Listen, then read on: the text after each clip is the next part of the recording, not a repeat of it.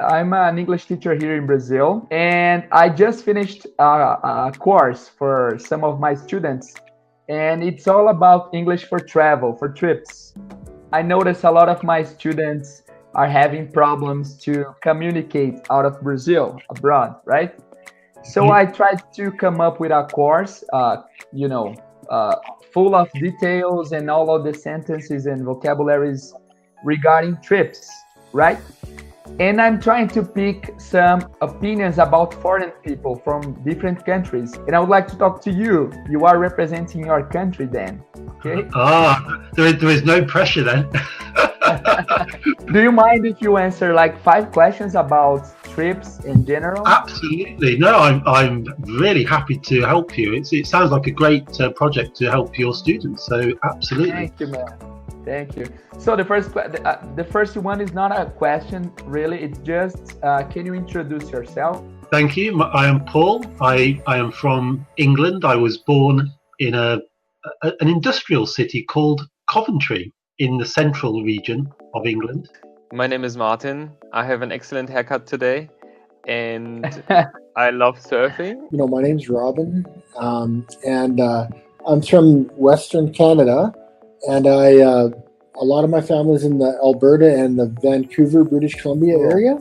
My name is Michelle. I am from Canada, but I no longer live in Canada. I live in Mexico. My name is Janet. I'm from California, and right now I live in Costa Rica. I'm originally from New York, but I've lived in America. I've lived in Maryland and also North Carolina. Currently, my home state is North Carolina, but I'm living overseas now. I live in Abu Dhabi. Can you recommend a good place to visit in your country? What is the best place in your opinion? Australia is very big, very, very big, and I haven't been anywhere, but I can tell you some of my favorites. If you're after an urban jungle, I highly recommend Melbourne. I think it's a great place to visit because it has a very, very nice city center. It's very organized, yet there's a lot of culture. For the short history Australia has, it has a lot of culture to offer there. Very nice little cafes and nice places to hang out. A lot of activities if you're interested in I don't know, dancing or any art, any kind of art. Movies, you can go to theaters, you can go to museums, many places. If you're after outdoors anyway, Australia is your place as well. You can go surfing, obviously. You can also go kite surfing, you can go swimming, snorkeling, you can just go hiking. There are plenty of great places to go hike. You can go to the mountains, you can go skiing, snowboarding, you can do everything, really. It's really nice. I always tell my students that, especially a lot of them are from Brazil, moving to Canada. They ask me, where should I go, Toronto or Vancouver? And I say Vancouver, hands down. Really? Why? What's that? Vancouver is a little more expensive than Toronto, but it's got the ocean, it's got the mountains. I'm going to go.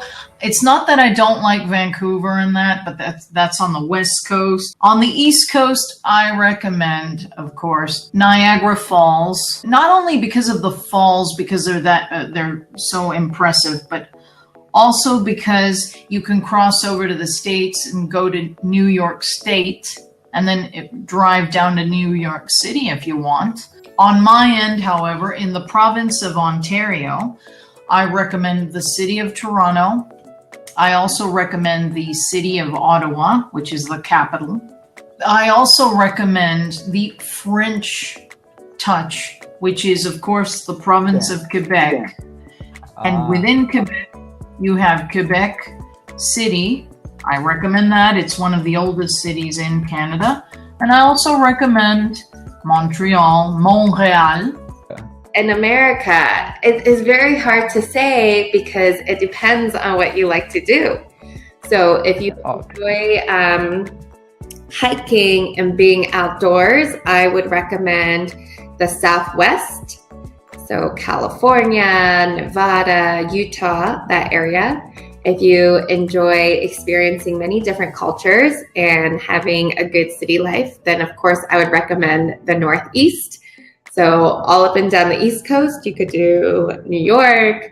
I guess you could do Jersey. There's not as much to do in New Jersey, but Massachusetts, Maryland. Yes. My favorite place to visit is usually with friends and family. New York is full of tourist attractions. We have the Empire State Building. We have the Statue of Liberty. We have Central Park. Okay, so if you were a foreigner, if you were like Brazilian, let's say, which place would you choose to spend a week on? A week? Yeah.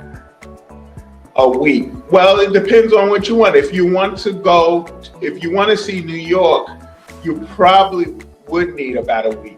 And even in a week, you couldn't get everything done, but you could probably get to some big things. And what's good about New York is whatever you're interested in, you'll be able to find it. Like if you're looking for arts or culture or theater, you can find those things. If you're looking for sports, you'll find that.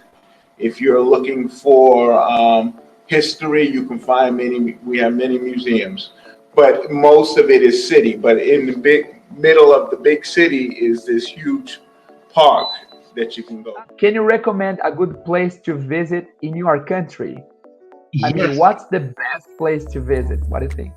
Well, everyone says London. Everyone will tell you that London is wonderful.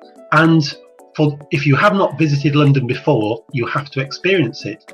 However, my country is full of great, smaller, historic cities. And so in the south of England, I would recommend a beautiful city called Bath. And it is one of the most beautiful cities in England. If your students love nature and hiking and mountains, if they have time to visit Scotland, it is my favourite part of the UK. So really? Yeah. Interesting. So for students who love nature, the outdoors, hiking, mountains and beaches, I would recommend Scotland. It is wonderful. If your students love camping and they want an adventure for maybe to take their tent and find a mountain or a beach or a beautiful place, it is a cheap way for them to stay for a few days. That's the next question, by the way. Yeah. Can you give us some tips for saving money, whether it is in Scotland or London or England in general? Yeah. Well, what are your tips? Well, the cheapest accommodation is always in hostels. Yeah. And there are some great hostels in every big city. So if you travel to any city in England or Scotland or Wales, you can always find cheap student accommodation in the hostels. Can you give us the best tips to save money while traveling to Australia? Like cheap places to stay, cheap but comfortable, or nice restaurants? So I guess, so if you're after like super cheap, you can either go camping or couch surfing, but staying for free. Have you ever couch surfed? Yes. Yeah. I mean, yes. Really? Yeah. Cool. But I mean, I recommend it to my students, but myself, I've never tried it before. Yeah, it's a great experience. It's epic, really. It's I recommend it to everyone. It broadens your horizon in an epic way, and you become so much more tolerant to anyone else out there and to other cultures and so on. So definitely go meet some strangers, man. Well, I can only tell you about Canada through what not to do. Okay. Your two biggest expenses are going to be where you live and what you eat. Yeah. So talking about staying, where do you recommend to stay to save money? I mean, hotels are very expensive usually, aren't they?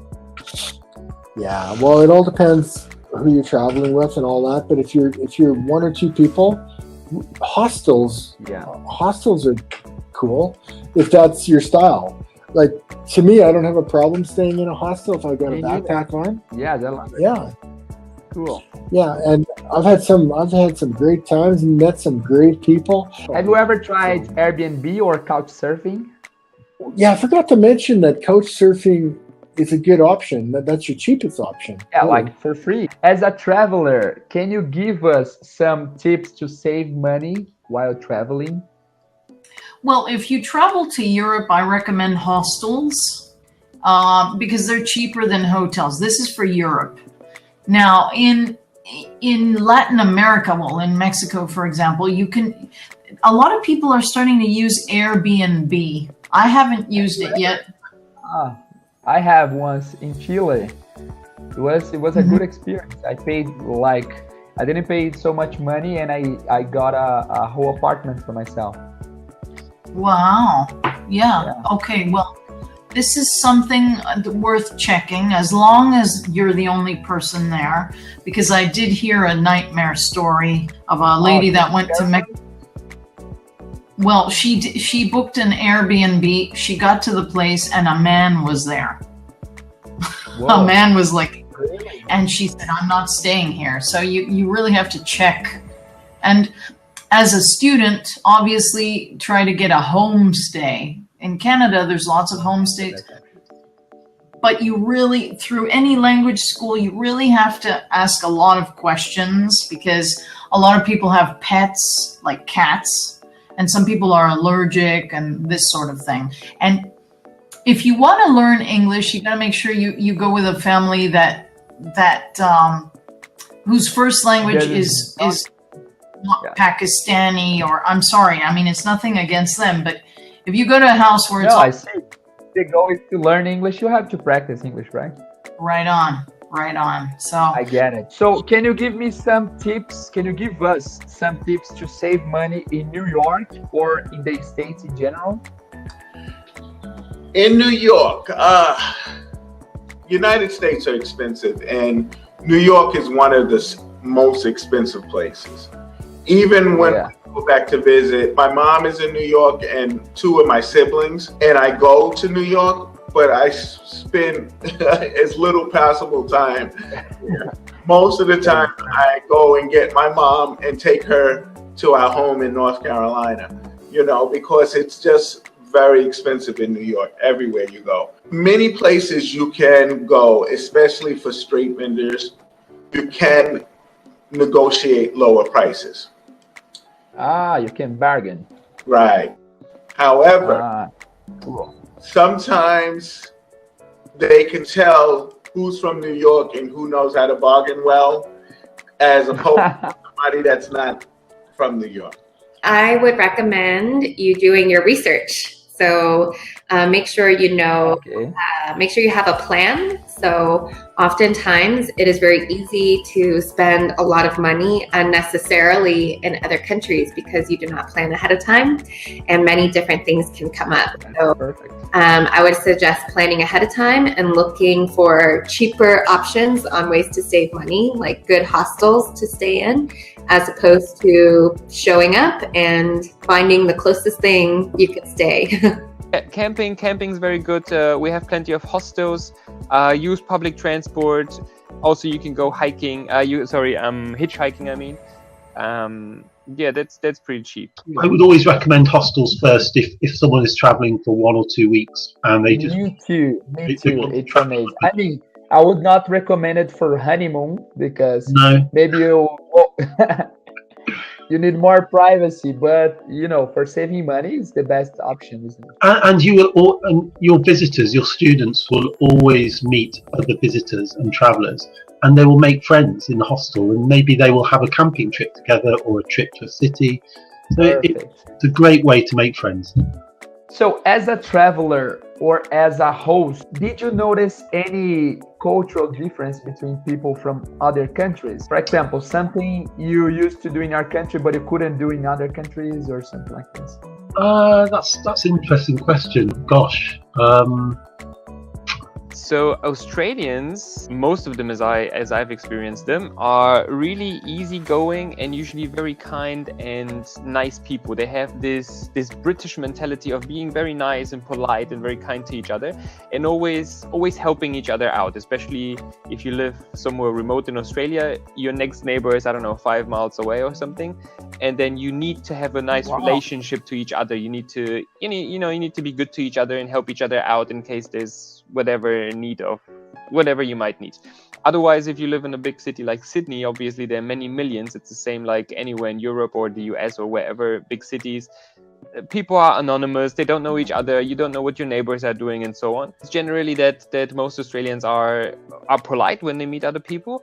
And I guess the hospitality is also very, very nice because you're always welcoming to other people. I've experienced that. What are the biggest differences between the two countries, between Mexico and Canada? Okay, well, let's start with the weather. Mexico has a much warmer climate, and here you have a variety of vegetation. Canada is beautiful. It's very green when it's spring and that, but during the winter, depending on where you're at, it gets covered with different types of snow because there's different types of snow. They're not just the beautiful fluffy stuff, no. There are so many small cultural differences which we take for granted. For example, some of my students are Turkish and they have come to live in the UK from Istanbul. And in Turkey, if you are a stranger in a city, you can go into a coffee shop and someone will talk to you. A stranger will always talk to you over a coffee. But in the UK, we are still very friendly. We also are a little shy socially, some people. It is okay in my country to smile at a stranger and say good morning, hello. And if that person is confident, they will maybe have a conversation with you. So my students in Turkey said to me, is it okay if I speak with a stranger in a cafe or a coffee shop? And I said, well, you will find people very friendly in my country, but we are naturally very, we would say reserved. Some people are reserved. I always say this to my students because in Brazil we have a touch culture. Sometimes we speak to each other touching.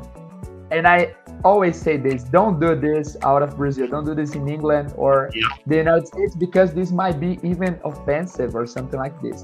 Yeah, but some people do not like their personal space invaded. But in general, you will meet the same extrovert people in the UK. You will meet the same social friendliness. But the initial contact, it is just a different approach. You have to smile and make eye contact or say good morning, and you invite the person to make the first conversation. The culture is very different in both the countries, but people in Costa Rica just they live a much simpler life, and so they enjoy and appreciate things more than we do in America. Oftentimes we take things for granted in America because we are so developed and we focus largely on work. But in Costa Rica, they focus a lot on interactions. So anywhere you go in Costa Rica, people will almost always be willing to help you. And what about tips? Is it mandatory to tip in the US? Of course, nobody will force you to tip, but it is expected because many times, especially in the food industry, the minimum wage for the food industry is much lower than other salaries in other positions. So as a result of that, they rely largely on tips to survive. So if you don't what is the minimum? Like a 15%? Some people say 15, some people say 20%. What do you think? Yeah, the minimum is 15%, but of course you don't have to tip the minimum, but that is the minimum. Is there the same cultural tips in restaurants in Canada as in the United States? In Canada too, it's out of decency. I don't know what the percentage is right now, but it's expected. You look cheap if you don't do it, you know? Even in Mexico, they kind of pressure you. If you go to... That's fair, isn't it? If the normal wage is low, you have to have extra money, right? Yeah, okay. So yeah, I do recommend it. See, this is a good question because I went the opposite way. In America, we do tip. We normally tip 15 to 18%. Actually, sometimes up to 20%. This is not something I know that happens a lot internationally, but in America it does. One of the reasons why in America, wait staff, the waitresses and service, they get paid very little money. So even if minimum wage is, I think it's like $8 an hour now, they still may only make $3 an hour. So most of them live off of their tips. It's really frowned upon in America not to leave tips. Yes, I heard the same a lot of times, but you know, since I'm doing this course, I told this before, by the way. I told them that you should tip like 20% because it's a cultural thing. You have to do this, right? But many places in the world, like even here, my wife and I tip. We don't usually tip as much as we would tip in the United States, but the people are so grateful when we tip, even though it's much less. And it's because people don't tip here. Sometimes I'm telling you, when I go to a real nice restaurant, most restaurants in America will give you like free refills and things like that. Sometimes I give the person a tip up front, and I tell them I'm gonna really help you at the end as long as you take good care of me, and then it's incentive for service. In Brazil, you have an expression: one hand washes the other. We have right? we have the same. There is also you scratch my back, I scratch yours. Is that it? Exactly. And the last question, Paul, is, I mean, I'm gonna have to change this question because the question would be, why should people choose your country? But my understanding is that you would recommend Scotland over England, isn't it? Well, I have a particular reason because I have two sisters, and one of my sisters, before she moved to Australia, she now lives there, she lived in Scotland for many years. So when I was a child, I had the most wonderful holidays visiting the mountains, the beaches. So I have a very special feeling for Scotland, and I want to... Give me like a good reason to visit England and a good reason to visit Scotland then. Well, I would say they are culturally very different, but generally we are a very multicultural society. You will find a warm welcome wherever you go. If you travel out of London, which is like any large metropolis, sometimes the very big cities don't feel so personal. But when you travel to a smaller community, maybe a smaller city, the welcome is very real, it's very genuine. Yeah. Why should people choose Australia over other countries? Outdoors. That's it. You go out, you experience kangaroos, whales, the Great Barrier Reef, you go snorkeling, you go surfing, you go skiing, outdoors, that's the place to go. You don't go to Australia to visit the city, to be honest. There are nice cities, as I said, Melbourne I recommend it, but you definitely go for going outdoors and have an adventure. Yeah, I can't really speak for countries like Europe or continents like Europe and even Australia. They're pretty far away. Yeah. But I can speak for my neighbor, the USA. Generally, we're a little cheaper than the USA to travel in, to live in, to visit, a little cheaper. Why should people choose Canada to visit over other countries? Well, okay. Now I'm really going to speak, and I'm wearing a shirt that's Canadian. Okay. Yeah. Canada is a wonderful country because it's there's not that many people. I mean, there's people, granted, maybe in Toronto or Montreal, but all in all, there's not that many. It's clean. If you like the cold, go there. And I must say, Canadian people are really, really pleasant. They're very helpful. You go to other countries, and I've been to a few. I've lived in a few. And I can tell you that in Canada, most people are go the extra mile to help you. America has everything you want. Everything. We can go from the water to the desert. Any place if you want, mountains or valleys. Anything, busy cities or country. All of those things are in America. It's very big. It's a really great country. even though I love going international, it's a really great place to visit. The U.S. is humongous. It is a very big country, so there are many things to do, and different parts of the country is so different. So if you go to the west side of the country, it is completely different from the east side. New York is completely different from Florida. So there's just so much to do in such a large country and so many different things and cultures to experience. Bom, pessoal, vocês viram que legal, muito bacana, né? O Cambly é um site bacana para você fazer contatos e conhecer e falar com nativos, porque algumas pessoas nunca tiveram contato com o nativo, então essa é uma boa oportunidade. Eu não estou fazendo propaganda, não, porque eles não me pagaram nada, mas eu sou usuário, eu costumo usar para falar com pessoas de lá, para manter o meu nível de inglês em dia. Vocês sabem que é importante sempre praticar, né?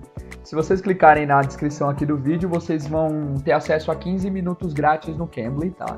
Vocês podem usar esse código e falar com um nativo do inglês por 15 minutos. É uma boa experiência. Se vocês estão planejando viajar e estão adquirindo o curso para aprender o inglês para viagem mesmo, e você realmente vai viajar, antes da sua viagem, fala com alguém aqui, testa com eles para vocês verem que realmente funciona, tá? Vocês viram aqui questões de hospedagem. 98% das pessoas que eu falei recomendaram hostel, que é uma coisa que eu já tinha recomendado. Já recomendaram também o Couchsurfing, o Airbnb, né? Que são opções que eu também deixei lá no outro vídeo. Vários deles também disseram a respeito de tips, gorjetas. No curso você viu que é praticamente obrigatório, e eles todos falaram aí que realmente é importante você dar gorjeta, porque o salário mínimo do pessoal é bem baixo. Bom, pessoal, é isso. Espero que vocês tenham gostado desse vídeo, tá? Foi muita informação, muita coisa dita. A legenda às vezes ficou meio rápida, mas não se esquece que você pode voltar e assistir esse vídeo 1 milhão de vezes se você precisar, tá bom? Então, obrigado. Se você gostou desse vídeo, dá uma boa nota aí, comenta o que você achou, qual pessoa desse vídeo você mais gostou, achou mais interessante, tá bom? Obrigado e eu vejo vocês no próximo vídeo. Bye!